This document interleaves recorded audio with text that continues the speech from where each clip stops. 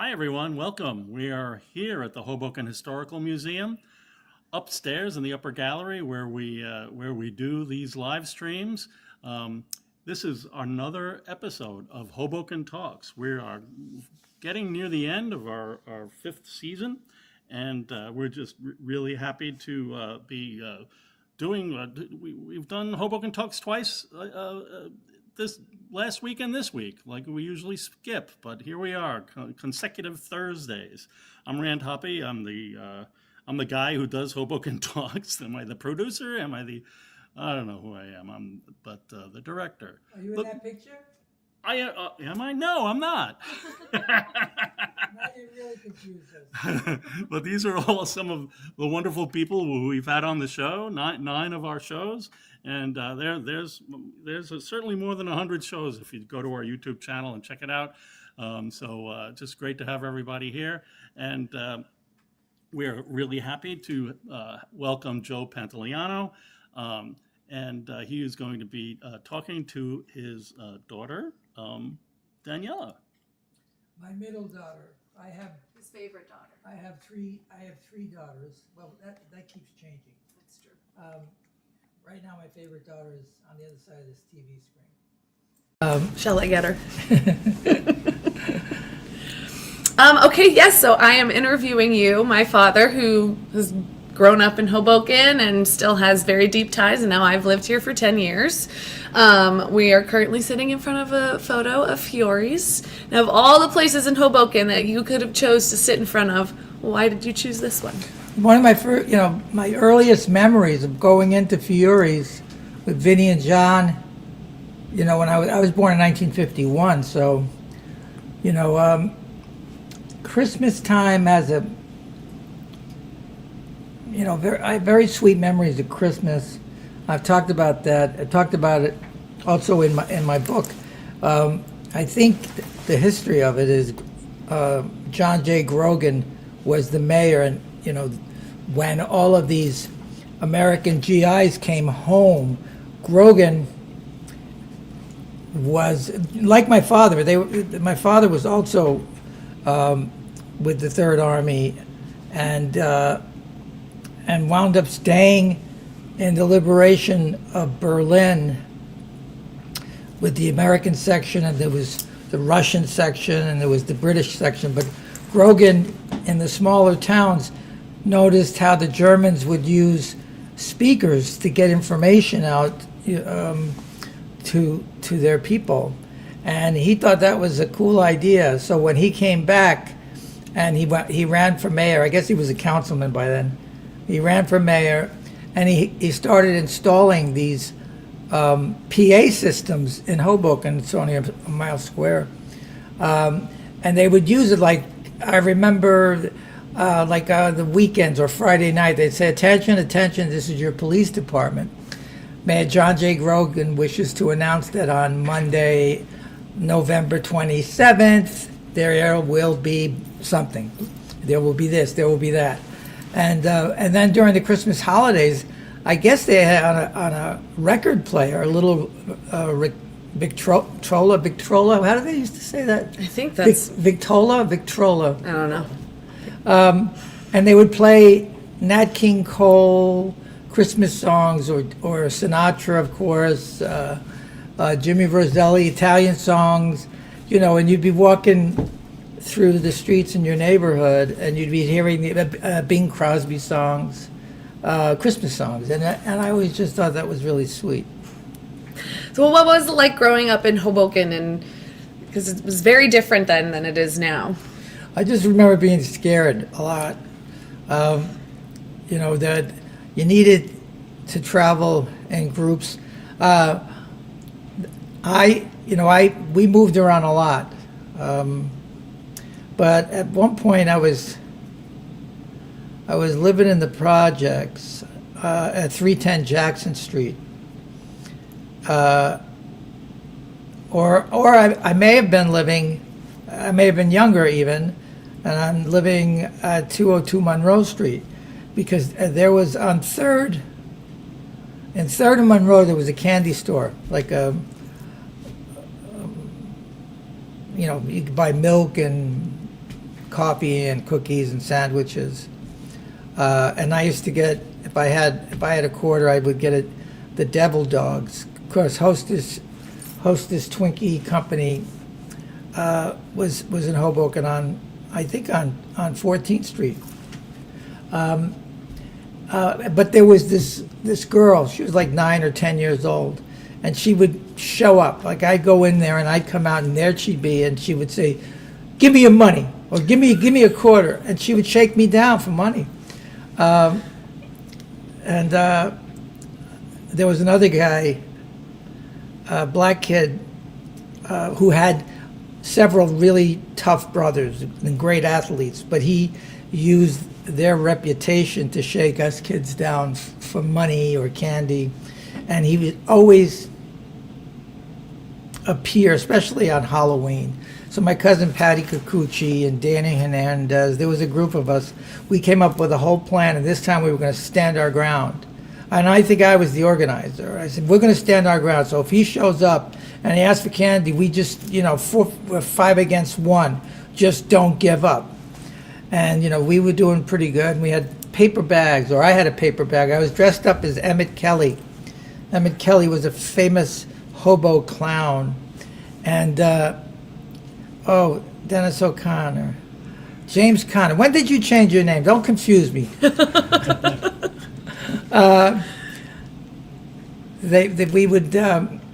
We were walking through 4th Street Park. Now they call it Church Square Park. I never knew that. But we were walking, and I had a stick with, he used to have a broom handle with a bag, would be his lunch or his other clothes. And I had shoe polish, 3-day growth, and I was wearing raggedy clothes, and I had my bag of candy and my stick. And we heard, hey, man. And he started jogging toward us, and everybody, those guys, all started running away in all different directions. And I'm like, "Oh, where you going? Don't run. Stay, we got to stay together." And now it's just me and him. And he pushes me, right?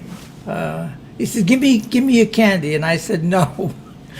And he says, "Give me your candy." I said, no. And I'm thinking all the time, I got the stick. And finally, he goes the third time, and I take the stick, and I just hit him across the side of his head. And I remember the bag that was on the edge of the stick went flying away. And I really clipped him hard, and he went down like this and went down to one knee. And I just ran. I ran for 5 blocks. I ran to my cousin Kelly's house on 5th and Jefferson. And all of the candy in the paper bag, the shopping bag, it was like a candy trail. If he wanted to find me, all he would have to do is follow the candy trail. Because by the time I got to Kelly's house, there was no candy left in the bag. Oh, man. It all fell out of the bag. And then there was a place on 5th and Adam, right across the street from Fiore's. Kelly, my cousin Kelly Kikuchi, he had a bar there for years called the Rex Bar. And we would, that's where the adults hung out, uncles and cousins. But in the middle of the block was Fanny's. Fanny's was a candy store, and she had a pinball machine, and everybody would play the pinball machine. And one day I was playing the pinball machine, and this kid showed up, and he didn't recognize me as the culprit that hit him with the stick. And he said, "Give me a quarter." So I gave him a quarter. The social bars that I took you kids to. Yeah. Growing up, there was the Company K, there was Monroe Buddies that I used to frequent a lot. There is the Monte San Giacomo. I think they're still around on 6th and Adam, and then the Muffies. They were on 6th Street between. They had the coolest of all of the social clubs. Theirs was like class act. They had real espresso machine. Now these guys, these immigrant guys that all first generation came over on the boat. The reason why they started these social clubs primarily was it was a loophole. You didn't need a liquor license. So you could actually have a social club, not have a liquor license. Everybody chipped in and, they paid, maybe 10, 15% on the cost of a beer. They all volunteer, so some were cleaning it up, or, you 2 hours, you were working the bar. And it was very democratic and a lot of fun. I just loved going and visiting those guys. I'm sure you recall. I remember playing Goldfish in the one on 6th Street between, I think, Garden and Bloomfield. I don't remember the name. That's the one. That's the Buffies. Yeah. That was 6 between Garden and Bluefield. So there was Company K was some more than others, but that was more kind of wise guyed up, and I think Tony Borelli, that was his club. My uncle Pete Centrella, that was his club. I don't know why, to this day, they called it the Company K, but maybe it was a military express. Maybe they were in K Company, and that's how that started. Because they all went and fought the fascists in Nazi Germany, but. I was doing the sequel to The Fugitive, and I took Robert Downey. He'd never been to Hoboken, and we were working on that together. So I took him to Hoboken and walked him around, and I took him in the Company K. And I said, this is my friend Robert, and this is so and so and such and such. And then I said, hey Robert, you wanna play a number? And all of a sudden these guys started going. They're pointing to the ceiling, like, the place is bugged. You can't say that. Well, speaking of wise guys, you had a wise guy in your family. Someone very important to you. Isabella. Florio, cousin Florio. Well, Tell us about who he is. A lot of wise guys in the family. He was convicted. He was convicted. But a lot of people got away. So not the wisest, clearly. Yeah. You got caught. So cousin Flory,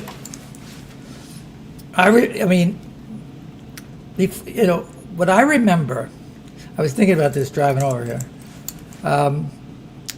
My first memory is when I lived on 2nd and Park. We lived 201 Park, and on the first floor. And I remember that's where I fell on a milk bottle and cut my hand. I don't remember any of that, but I do remember seeing this white bandage around my hand. And then I remember we were watching the Martha Ray show, all of these variety shows, and it must have been 1955. And I remember a snowball going through our window, crashing through our window. I have a vivid memory of that. And then my mom decided we needed to move because we were on the first floor. So that's when we moved to 202 Monroe. And at that point, I remember cousin Flory coming over and putting me on top of the refrigerator and having me jump off into his arms. So I must have been 4 at that time. And then I remember we would go see Aunt Lizzie, his mom. Every weekend, we would go through Port Authority. We'd take the bus in, because she lived on the Upper West Side. Close to when I was living on 68th Street, when we were doing the Rock and Roll Man. And then I remember that Flory got arrested and indicted and convicted, and then my mother took me to the West Street holding facility because he was being shipped off to Atlanta, and they called it that they were going to college. He was going to college. Ah, yes. And so I remember being very impressed by this place, and sitting down in these chairs, and it was like a glass window, and then Flory walked in, and He had a gray shirt, like a worker shirt with a number over it that was sewn in. And he picked up the telephone. My mom picked up the phone, and I couldn't hear him. I could see his lips moving. And she was talking into the phone, and they could hear each other. And then she gave me the phone and said, say goodbye to Flory. Cousin Flory. It was always Cousin Flory. Say goodbye to Cousin Flory. And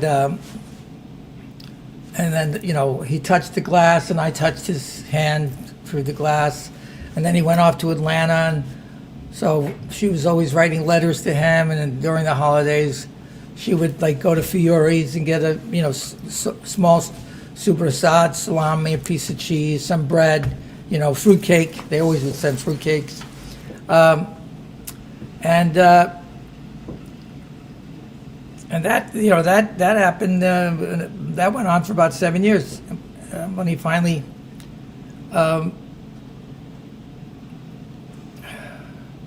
I'm reading this, so. I know someone, Nancy, grew up in Hoboken too, Hi, Nancy. and her father belonged to the Company K Club. Is the Company K Club still around, Nancy? Let us know. Does it say belonged? Oh, yeah, belonged. Okay, so past tense. Anyway, so that was my, and then when Flory came home, my mother threw my father out. And then Flory, became my second dad. Yeah. So I was lucky enough to have two fathers. Yeah. And my mom also said that Monk wasn't my biological. He ain't your father, she said. I was like 11 years old, but I don't even know what that meant. Right. I don't know how babies were born.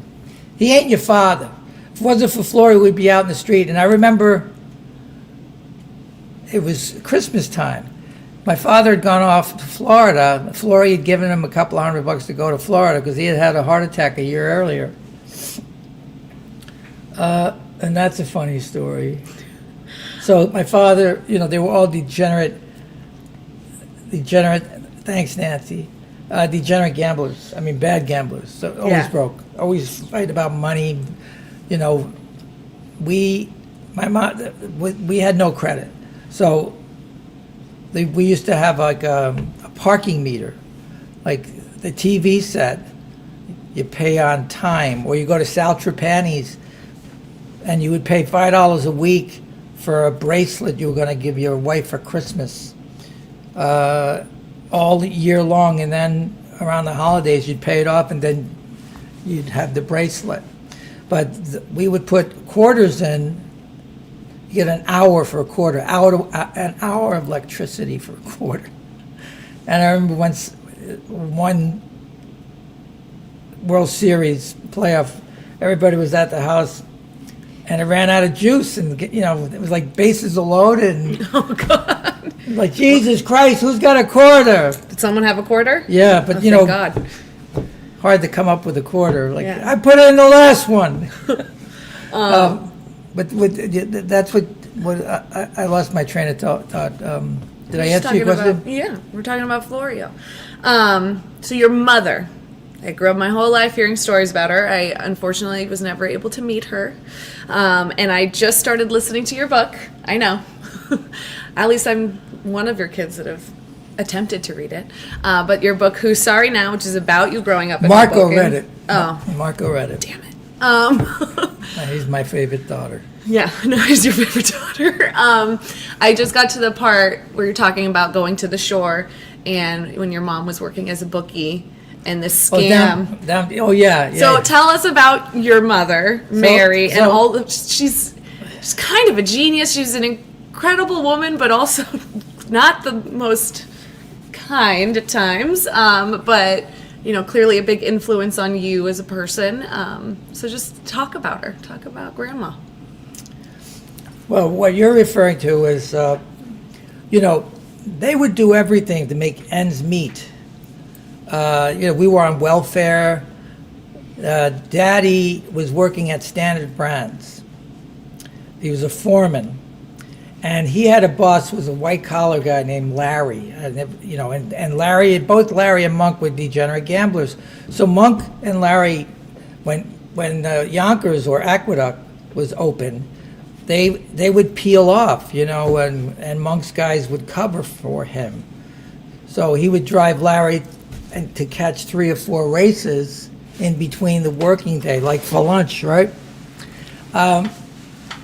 And apparently, this one day,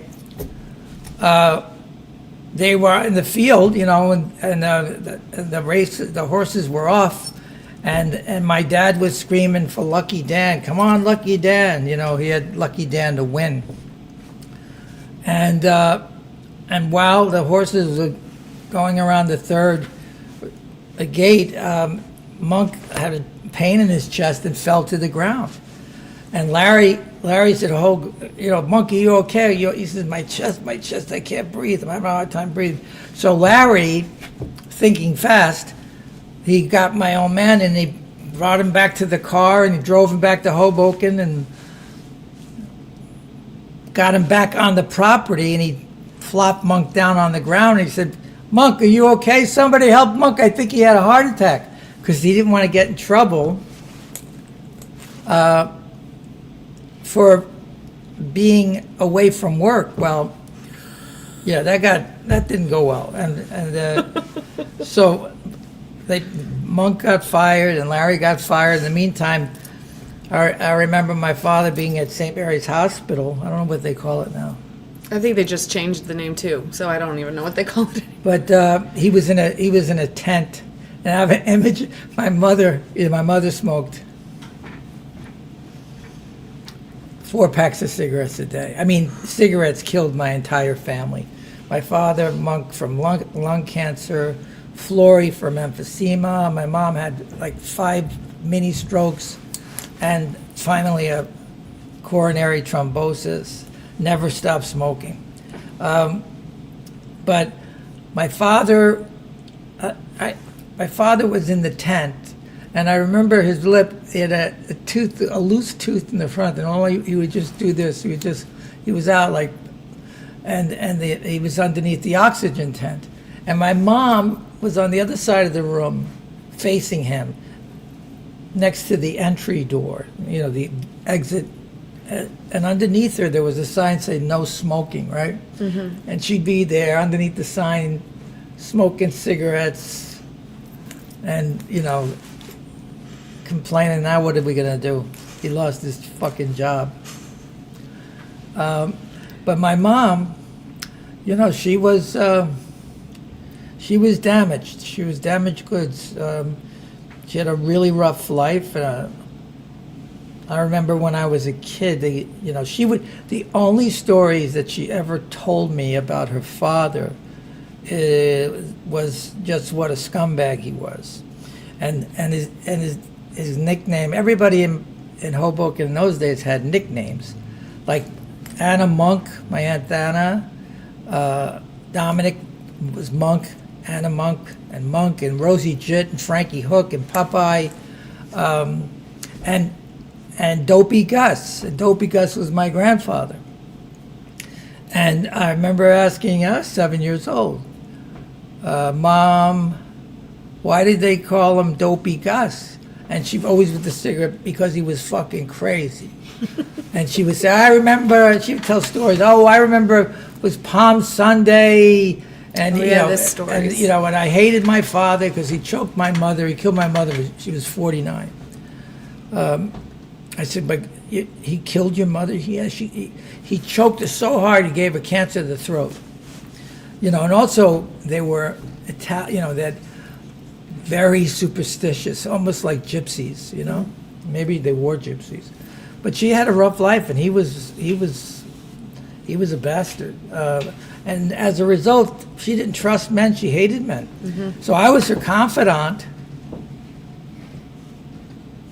She told me everything until I hit puberty, and then I was just like the rest of them. Right. But there she is. The angles and the schemes between her and Flory Branda, Diane's mother, Flory Branda, they were very good. And they were degenerate gamblers, and they would go to bingo. And my mom had a bag of pennies that must have weighed about 5 pounds. And she, you know, when she'd get mad at me, she'd throw the pennies at me. You know, and I was, one time she put a dent in the drywall because she got so mad at me. But, you know, my mom could play 16 cards. Any bingo players out there, that's a lot. My Aunt Tilly, her sister, could play 22. Jeez. She's smart. Yeah, she's good with numbers. And she left school in the 3rd grade. Most of them, my father, the 4th grade, you know. But they were very literate because the only form of communication then was the newspapers. So they were avid readers. Fascinating time. Very social, you know. Hoboken was fantastic in that everybody knew. And I have a whole theory. I talk about this. Very small town back then. Well, yeah. It still is, but But not no, the I same. mean, you know, I think we did a lot of research, and I think back then it was like 40,000 people lived in Hoboken in the 50s. It's a lot of people. I mean, it's But everybody walked to I think work. it's like 50 or 60 now. I'm not sure. Yeah, I don't have those numbers. But you know, everybody walked to work. We all, you know, they worked on the waterfront. They worked in the factories. This was a factory town. Yeah. But people knew you, and I remember in the book I talk about air conditioning, how air conditioning started to ruin the community, because in the summertime, that window above Fiore's, that window would be open, and there would be a pillow on the windowsill, and people, you know, usually old ladies, would be sitting on the windowsill, looking out the window, trying to grab some kind of a breeze. So if the kids were, we played on the streets. We played marbles, we played stoop ball, ringlevio. But if kids, bullies started smacking somebody around, those women would say, "Hey, Jimmy Connor, you stop that right now. I know where you live. I'll tell your mother." You know, and they policed the neighborhood. Yeah. And that stopped. I'm not sure. I guess that stopped. You know, air conditioners, portable air conditioners, started popping up in the 70s. I mean, I lived in Manhattan. My first apartment was I moved from Hoboken, New Jersey to 107 Sullivan Street. Like, it's the same thing, you know. But I remember never having an air conditioner. I mean, at night, you know, it would be, you know, 90 degrees, no breeze. Brutal. We got through it, though. So, what was like so magical about a childhood in Hoboken at that time? Now, you know, you had your stuff with your family, but playing in the street, like there was something very special about childhood back then. There was like a freedom that you guys had to play that I don't think is around much anymore. Well, what was that like? It was a community. I wouldn't say it was magical because there was there was danger. You know, kids were getting hit by cars and falling out of windows, and Yeah, that's not magical. you know, to this day, I stop on every corner when I'm driving to Hoboken because the kids used to steal cut the stop signs down, so people would go right through it.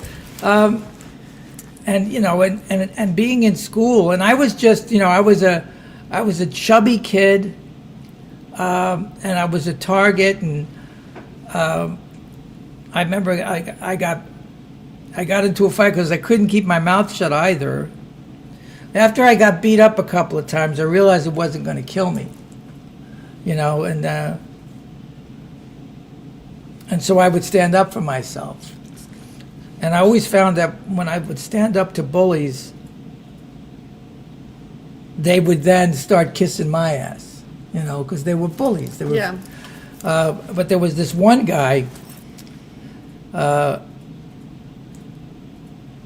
think we called him Rabies. In the book, I think we call him Rabid because, for legal reasons. But I didn't know if the kid he's got to be dead by now. So, but we used to sound on. Your mother's like a birthday cake. Everybody gets a piece. You would one up each other. Oh yeah. Talk about your mom, and I at some point I hit a nerve, and this kid was 16 and I was 12, and he got on top of me, started bashing me, and like when kids fight, you get out of breath, you're in a headlock and you're scuffling on the ground, and then all the kids around are like cheering it on, and finally I did like a possum. I just played dead, hoping that he would stop hitting me, and he did stop. I scared him, and then he got up and started jogging away, and I started laughing to save face, and one of the girls said, "Hey, Rabbit, you didn't knock him out. He's laughing. He came back and he hit me a couple more times, and I by the time I got up to the apartment at 310 Jackson Street, we lived on the 5th floor. My mom was sweeping the apartment, and I was with my friend Raymond, and she my eye was already puffed up, and she said, "What happened?" And I said, "Nothing." And she grabbed Raymond and she threw him against the wall. She had the stick, the broom handle, and she said, "What happened, my son?" And he said, "Rabbit hit him." So now she grabs me by the hand and she takes me down 5 flights, and we come out of the apartment, and those steel doors in the projects, that, like the sound of those steel doors closing, it's like being in prison. And when you go down the stairs, it wasn't really the stairs, it was like fire exits, but the kids would urinate in the corners of the water pipes, I guess was the fire hoses in case of an emergency. So there was always this stench of urine.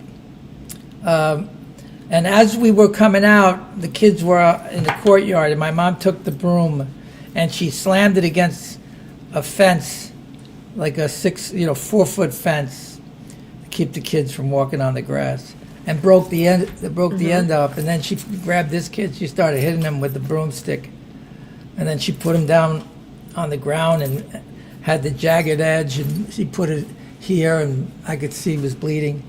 And she said, "You ever touch my kid again, I'll kill you." So I like to say that my mom was the toughest man I ever knew. And Flory was a convicted. He spent 21 years of his life inside federal penitentiaries. He got out at 49 years old, never went back. But she treated him with the same disdain that she treated my father, Monk. She would challenge him. "What are you going to do? What are you going to do? Shoot me? Big shot." She was terrible. She was terrible.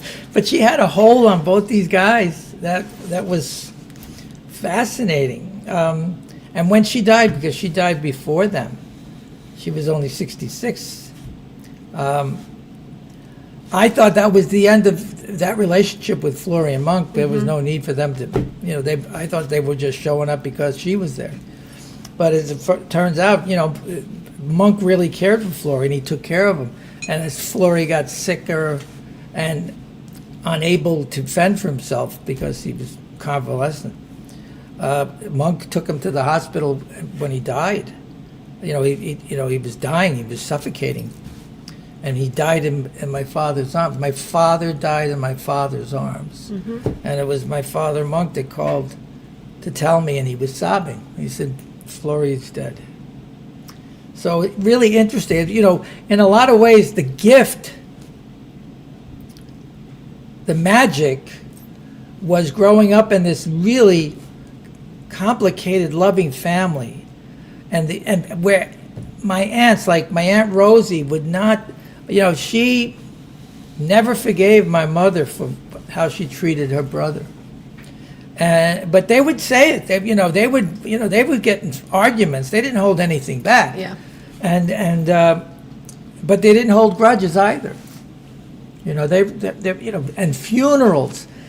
The photograph of Fayelas, where all of my family members, and Monk actually worked there for years, because, the funeral pall of Fayelas, OL9 0082. I never knew what that OL stood for, Old Field. I never knew that. What is OL? I don't know. Where's your phone? Where's your phone? I don't have my phone right now. 6'5", I think. 659? I think so, yeah. Yeah. That's actually a thing we can start doing again, because you can just add the first three letters, you know, like 1-800 fuck you. But my favorite thing in the world as a kid was going to funerals, because emotionally everybody was like on the tip of their emotional end, in terms of, you know, anger and sadness, and you know, and there was a lot of drinking, a lot of food. You know, people would faint. My Aunt Rosie was famous for fainting. And there she goes, you know, like 9/11. Here, and they would, you know, and the brothers, no, she's gonna pee. She always, you know, grab her feet. And then she would urinate. She would lose bodily control. Oh my God. It was so much fun. And then we had our boost. And the boost is because everybody was, you know, broke. In order to bury, you'd make a donation. Like, there'd be a guy in the back of Fayelas with like a wicker basket, or a girl, or people took turns, and you would. I heard the story in your book. This one made me laugh. You would, you know, they put me down for $5, put me down for $10, and that was the tradition when Monk died. I wanted to keep that tradition, and I had enough money to pay for the funeral, but I just figured I would take that pool, and we went to Petey Parmesano's. He had a bar restaurant on the corner of 5th and Madison, because at one point I lived at 503 Madison, and we went there and we had a luncheon after the funeral, and Clarky, who went to California with Matty Action, Matty Jordan, right? Matty Giordano. And he and Sinatra, they grew up together. And so when Frank started doing well and was living in California at some point, as the story was told to me, is Matty saw Frank in Vegas, and Frankie was performing there, and he saw him afterwards, and he, hey, Frankie, Matty, come here, what are you doing? And he would give Matty, he says, I'm down. And Frank would give him like a couple of $100, and the next day the same thing. How you doing? I'm down. Finally, he said, you're costing me too much money, get in the car. And he took him to, and then Sinatra opened up the Villa Capri, and Matty worked there, and he worked, his brother Mikey and his sister. And Mateo's is still, it's still there. It's leased out now. Matty's been long gone, but when I went to California and I started working, and then I got From Here to Eternity, which was a big important job for me, but then I didn't work for like 12 months after that, and I had to pay back taxes because I never made money. I mean, back then I made like $50,000, which is in today's money is almost 300 grand. But I didn't realize that I had to pay taxes on it. So when it came time, and I got married, it came time to pay my taxes, I went to the bank and they said, you got $80 left. So I borrowed $5,000 from Robert Wagner and Natalie Wood to pay the government. And then I had to go back to work, and, being an actor, 1971, I started weighing tables because it was very accessible for an out-of-work actor. You could go on auditions, and, you could always get a job as a waiter. So if I got a job, a play or something, it was a conflict, I'd get myself fired. And then I would go across the street and work off the books, and I was collecting unemployment and working off the books. That's something my mother taught me. Clarkie used to live upstairs, and he and Maddie would go to the track every day. And I was opening up, and I only worked there a couple of months because people started saying, "What's this guy, from Here to Eternity is on TV," and I'm weighing tables, and my agent's calling, said, "You can't be working there." So they gave me money. They lent me money until I got back on my feet. Clarkie, after a while, came back here and started running numbers here. And Clarkie came to pay his respects. And I was very surprised how many people showed up at my father's funeral. I didn't know that really was touching. But I mean, Stevie Cappiello, the mayor, everybody came to see Monk, to say goodbye to Monk. And Clarkie showed up, and I said, "Clarkie, we're going to Petey's tomorrow for brunch afterwards." He goes, "Gee, Joey, I'd love to come, but I'm getting a rain tomorrow, so I don't know if I'll be able to make it." Okay, so you mentioned Frank Sinatra. So obviously Frank Sinatra, born Hoboken legend. But there is a little bit of a history with your Yes. dad and Frank Sinatra. Can you let us know Well, about that? there's a long history. Long history. There's my mom took me to Dolly Sinatra's house when she realized that I wanted to be an actor. I didn't know where we're going. She didn't tell me. Should I start with that? Start with that. And so, we had a car. Flory had a car that he bought on time, but we had to park it like 5 blocks away from the house because the repo guys were looking for it because we couldn't make the payments. So she said, "You got to take me up to Fort Lee." We were living in Fairview at the time, or Cliffside. I don't remember. But, it's like you go across the street, it's another town. And so she said, "Yeah, go over here, go to Anderson Avenue. All right, turn here. No, wait, no, next street." And my mother couldn't drive. She never drove. "All right, turn here. Yeah, keep going. Yep, go, turn here. Yeah, make a left. And then she says, wait. And then like all of the houses looked the same. They were all these brick, newer houses. And she said, "That's it. Turn around. Make a U-turn. Pull over." And then she said, Shut the car up. Money don't grow on trees. Don't let the engine run." It was February. It was freezing. So she walks up these steps, and she knocks on the door, and this little old lady, white-haired lady, she nods yes to my mom, and then she realizes who it is, and she gives her a big hug and a kiss, and grabs her by the face. And my mom goes like this, and she points at the car, and the old lady goes like that, waves, and my mom she goes in the house with the lady. And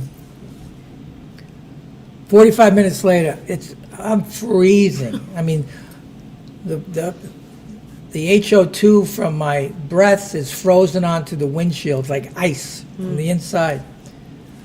And I see the door opening, and my mom's saying goodbye to this lady, and she's coming downstairs. I start the car, right, and put the wipers on and it's defrosting.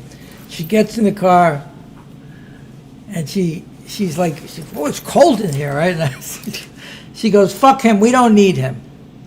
I said, "Who?" She said, "Sinatra." I said, "Frank Sinatra?" She said, "Yeah." I said, "Who was that?" She goes, like I'm supposed to know. She goes, "His mother." I said, "You know his mother?" She goes, I know Dolly Sinatra for 45 years. I said, "Well, when was the last time you saw her?" She goes, 40 years ago. But that's Hoboken for you. And they all lived on the same block at the beginning. They were all on Monroe Street. I think it was between 4th and 5th. So, and we moved around a lot. Sometimes we were forced to move because we were being evicted. But in my book, each chapter is an address. Yep. And the book only covers my days in Hoboken, the first 18 years of my life. Mm-hmm. I talk about monks, Sinatra. So okay. It's just a great so story. there was bad blood between Sinatra and the Pantolianos because my grandfather, Pete Pantoliano, was the first fireman in Hoboken, New Jersey. And if you look at Hoboken and the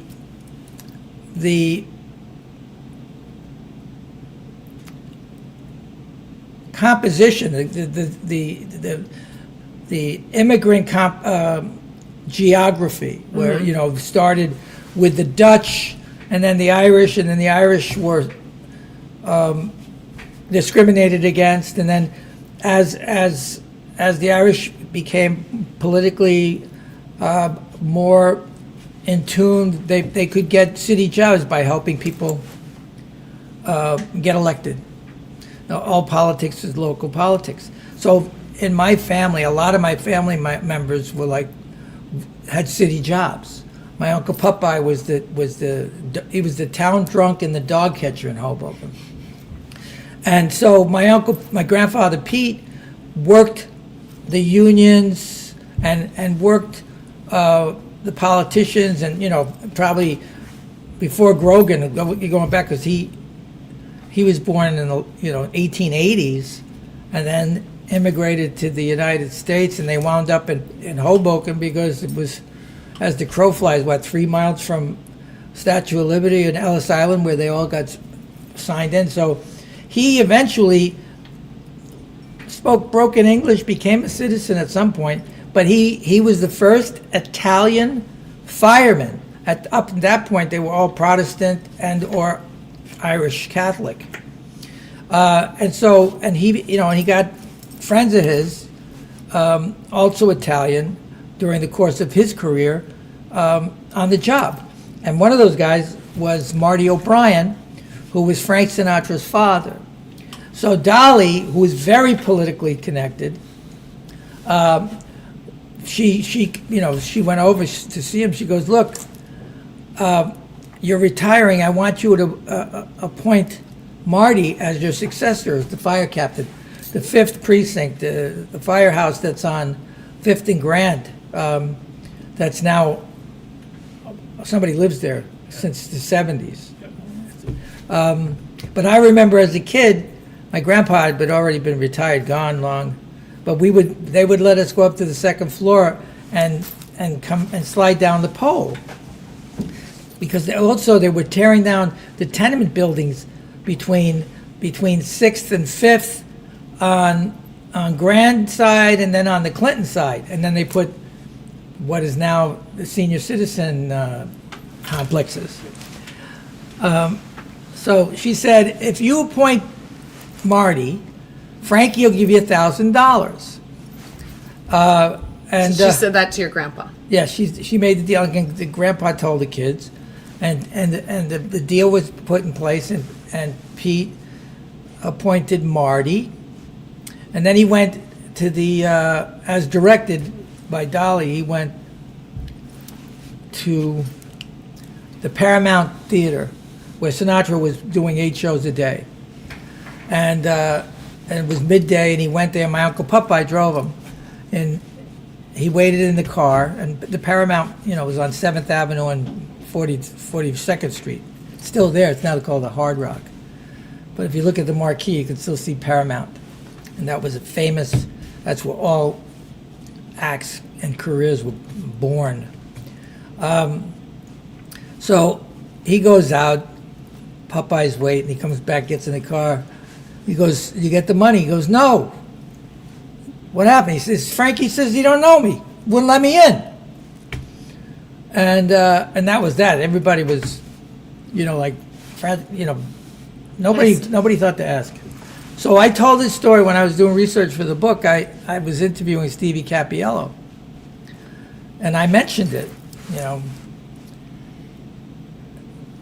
because my father, when he was dying from cancer, he got a blood clot in his leg, and he was in a great deal of pain, and they took him to the emergency room. What's your name? Where are you from? Pantoliano, Hoboken. The doctor said, oh, Frank Sinatra country. And my father's dying words were, fuck you, fuck Frank Sinatra. And he said to the guy that took him there, get me out of here. I don't want to die in this hospital. And he wound up dying in the car on the way to the next hospital. But Stevie said that's not what happened. What happened is Gyp DeCarlo was the boss of the whole North Jersey, but he operated out of Hoboken. He was a wise guy, and a loan shark, and he ran numbers, and he was not a man to be messed with. And he found out about this deal because he found out, you find out about everything. That was his job.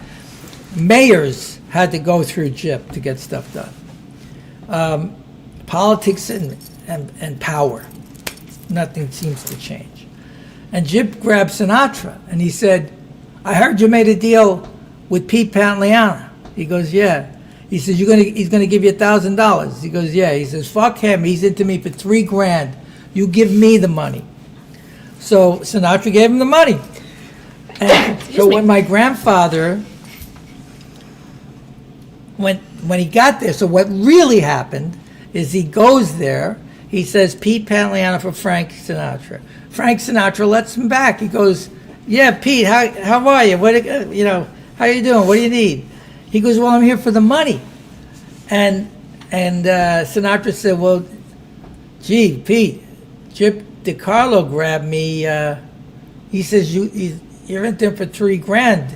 And he took the money. He said, you're only into him for $2,000 now. And my grandfather apparently said something like, oh, shit, Jesus, look, all right.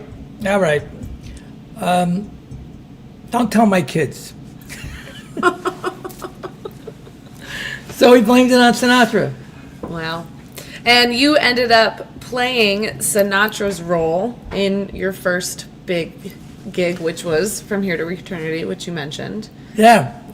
What was that like? Like, you grew up in Hoboken, he grew up in Hoboken, he had this amazing career, you wanted this career as well, and this was like his your story, first role. Sinatra's story was a whole different thing. Frank Sinatra was a national sensation, crooner, but the Bobby Sox, he was like Elvis Presley in the 40s. He was like Frank Sinatra. But he was big, and then he went to Hollywood and he started doing musicals. But then his career hit a speed bump, and nobody wanted him, and he ruptured his vocal cord, and and he was the song and dance man. He'd never done anything of caliber. And then James Jones wrote the book From Here to Eternity, which was a Pulitzer Prize winning novel, and Columbia Pictures bought it, and they were making it into a movie. And there was this character named Angelo Maggio, was a coveted part.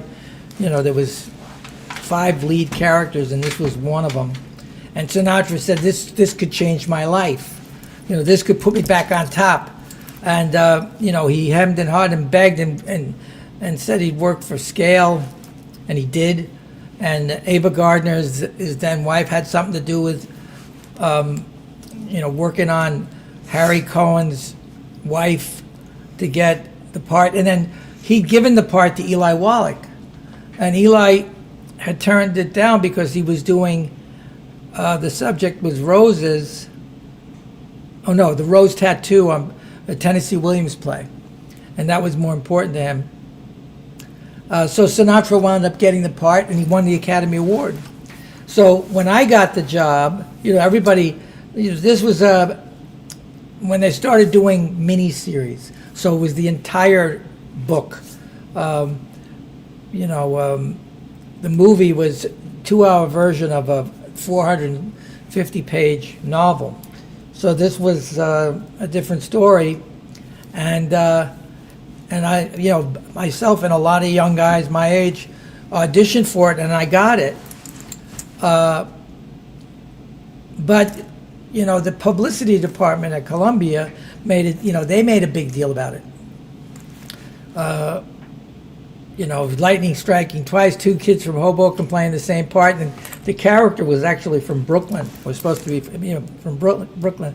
But I tell you, my mom, because of being involved in organized crime, low level, a grandfather, my grandfather, although never convicted or never served time, but got arrested a couple of times.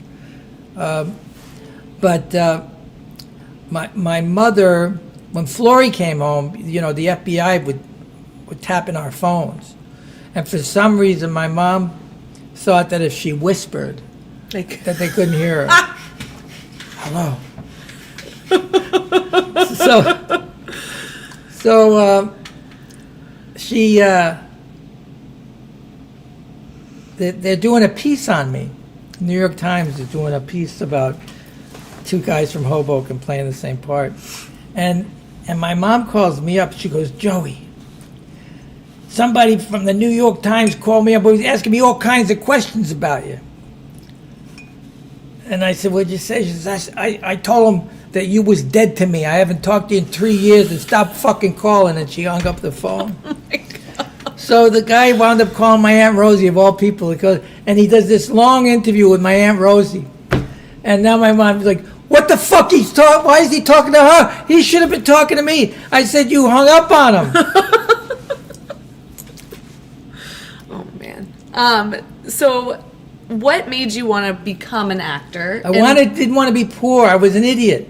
I thought that I could become like Frank Sinatra got out, Jimmy Roselli got out, and that, being poor and ignorant, because I wasn't diagnosed as dyslexic until you were. Yeah. I was like in my 50s when I found out, because I was, stupid or lazy or crazy.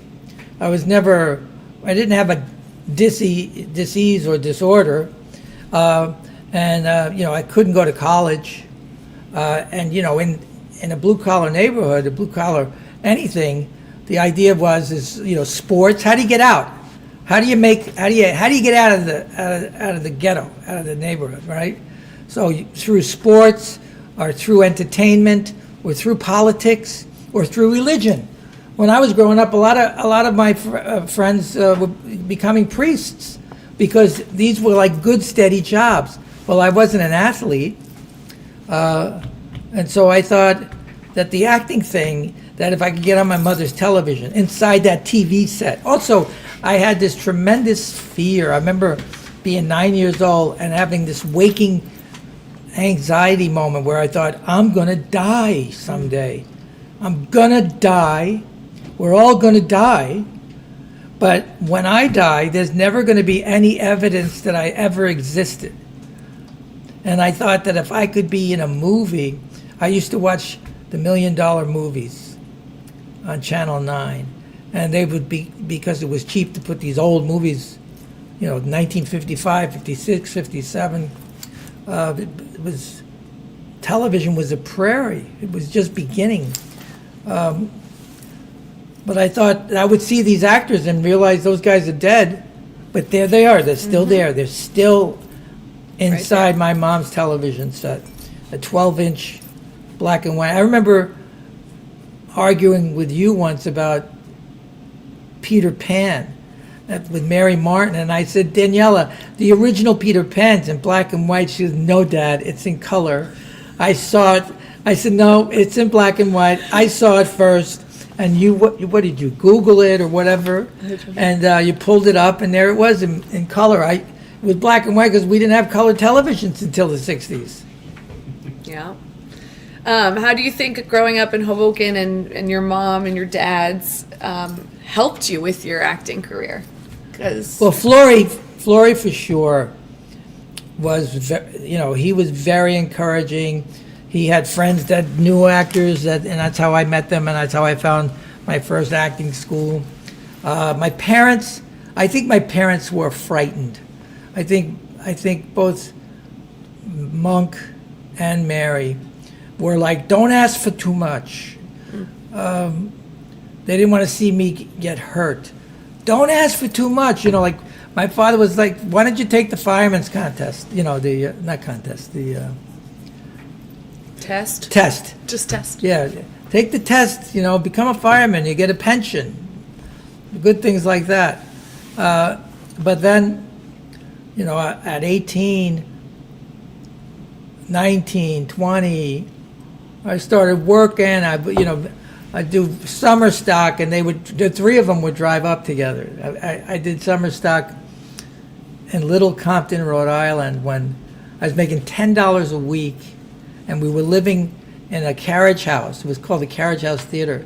We lived in all of these assistants, all these kids, PAs,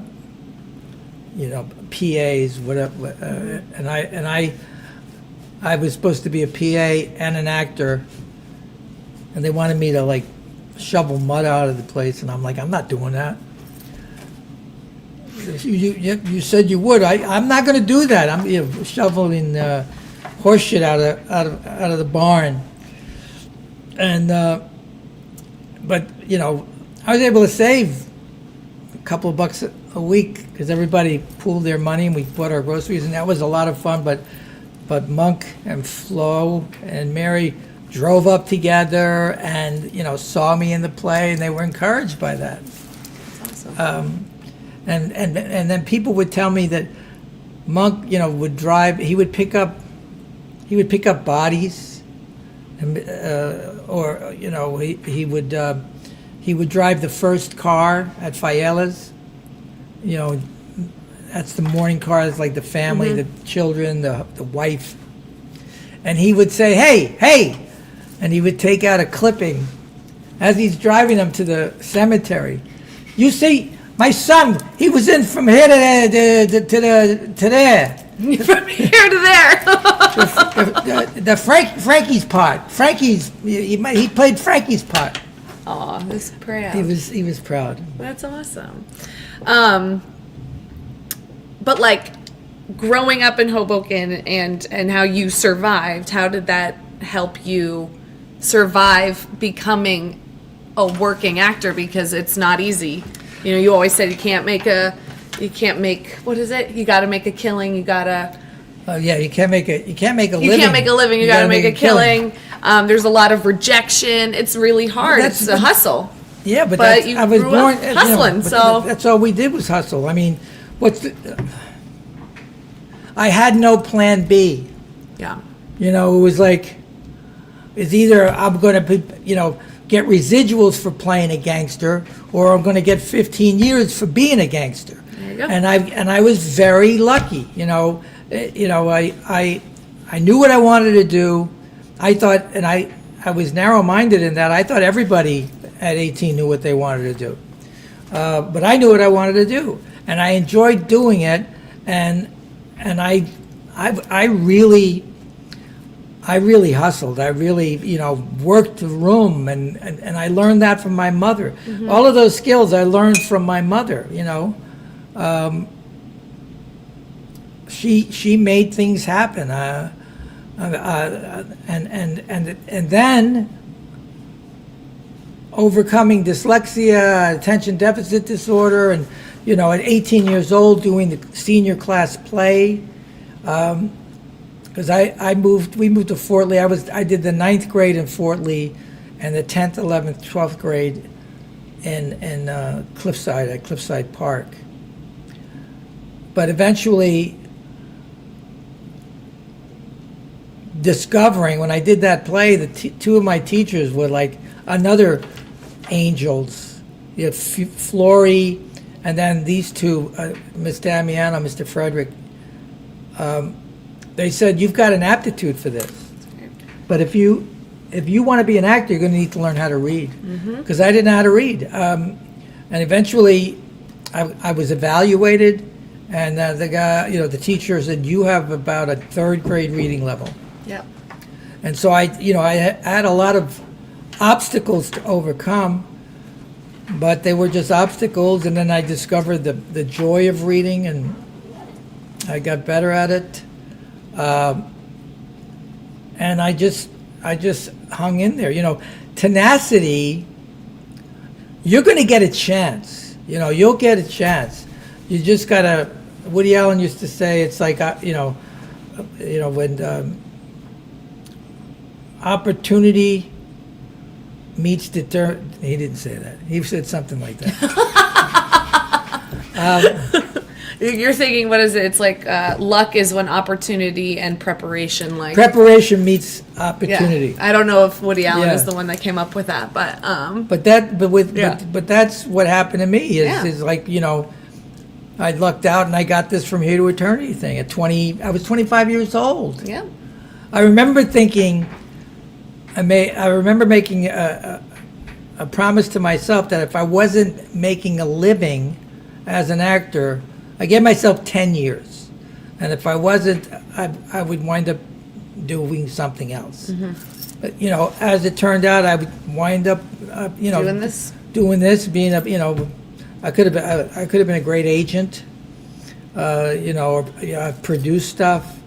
I've written stuff. Technology kind of caught up to my dyslexia. I could never sit at a typewriter or. and now you just talk it into your phone. Yeah, talk to myself. I've been talking to myself for years. Yeah. Okay, so playing gangsters, The Sopranos. You were quite the gangster on that. I still have never seen that show. I remember being little, you telling me you never wanted me to see that show. Because you played such a bad person in a show full of bad people. And just tell us about your experience with that role, with that show. Well, see, the photograph we're looking at, I remember, I had met David Chase through Larry Connor years earlier. David talked to me about doing it, and it didn't work out. And then it worked out. And so when I had to come and start, somebody else had been playing the part, and so when I showed up, all David Chase ever said to me was, the guy is a scumbag, but they're all scumbags. But I want him to be funny and charming as well, because he's going to be with the political arm. He's going to be able to, work with the local politicians. So, and I hadn't seen The Sopranos because I didn't have HBO. So he sent me like 5 or 6 cassettes of the first 2 seasons, and I saw these guys in leisure suits, and I said, "Hey, David, I live in Hoboken, and that's like the epicenter of, the Soprano Get a Life Foundation. So I don't want to be able to get recognized right away. So I'd like to create a character that looks a lot less." And also, Flory, I remember, but what a sharp dresser Flory was. So it was important to me that Ralph, I always thought that Ralph was. I still have that coat. I always thought that Ralph And that wig. Yeah, It's in the attic. It's in the in the closet. In the closet. That's where Dad keeps his hair. But I remember. I forgot my train of thought.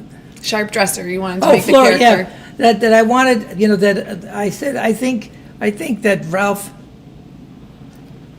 always wanted to be a gangster. Wanted to emulate gangsters because I think that he was battered and abused. It's very fine line between protagonist and antagonist. Example I was given was like, trauma forms people, and you either become Mother Teresa or you become Adolf Hitler, right?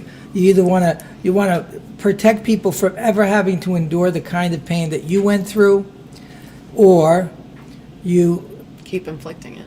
want to inflict it worse than you felt it. And I thought that was Ralph, that he that he wanted to build a suit of armor by being this feared wise guy.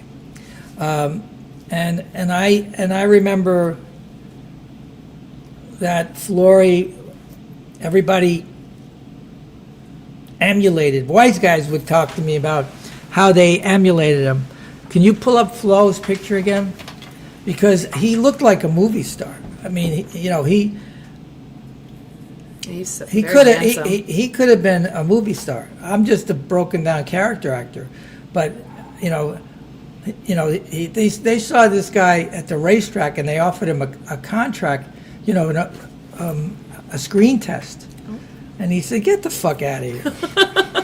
but he had the goods, and Yeah, he's very handsome. he's my third. He's my fourth cousin. He was my mom's third cousin. So he was Isabella Callow and Callow Centrella on the Centrella side. But that's what I wanted Ralphie to look like, and also that he could go to an Italian restaurant with the boys, or he could go to a political function with councilmen and senators. The problem with the Sopranos now is that our politicians are acting like gangsters, We won't go there. But I think we'll start wrapping it up because we have a reservation at our favorite Hoboken restaurant, Augustino's. We're going to Augustino's tonight. The best. I can taste it. But Hoboken clearly means a lot to you. It has shaped you into the person you are. And you too. I know. Yeah, I was gonna say. Well, what does it mean to you to have still these strong ties? And now all of your kids have lived here. I've lived here for 10 years. My sister Isabella's just like almost 2 years. We'll be here for a long time. What does that mean to you to still have that home? I just wish I could afford to live here now. There's the rub. Is everybody dying to get out? If they just stuck around, they'd be billionaires. Yeah. Man, I love Hoboken. I just hope it doesn't change. I hope it doesn't wind up going to the 70s again. But that's my book, and you can buy it or you Definitely can listen to get it if you want to know more stories about Hoboken. Yeah, and thanks for listening, everybody. I appreciate it. Thanks. All right. Well, thanks, guys. That was great. We went quite a while there, and it was chock full of good stuff. Thank you so much, Daniela and Joe. Of course. And You could talk for 7 more I realized that. Wait, so is it? Are we off now? No, I have to do the final stuff here. But the screen is off. Oh, Yeah, okay. yeah. Okay. Coming up in early December, we've got Hank Forrest coming. We'll see you again in 2026 for season 6. We'd like to thank the New Jersey Historical Commission for all their support over the years. These are our high donors at the museum. We thank them very much for all their support. We thank everybody. We love people who show up at the museum and pay admission. We love our donors and our members. Iron State provides us with our real estate here, our space. We thank them every day. We wouldn't be here if they did not want us to be here. They are big supporters. Right now, a big write-off. that's right. Up here in the upper gallery, we have Kevin McCloskey's show, Walking Around Hoboken, 40 years later. just a great display of wonderful drawings from 40 years ago in Hoboken. Downstairs until December 23rd, we have the Hoboken Meadows. Come and see what Hoboken was like when it was half Meadowlands. It's an incredible show, and it's going to be leaving us soon. Thank you so much again. We subscribe, join, share links with people. We do check our feed, so just try to keep it going. And that's Hoboken Talks. We'll see you again soon from the Hoboken Historical Museum. Bye-bye.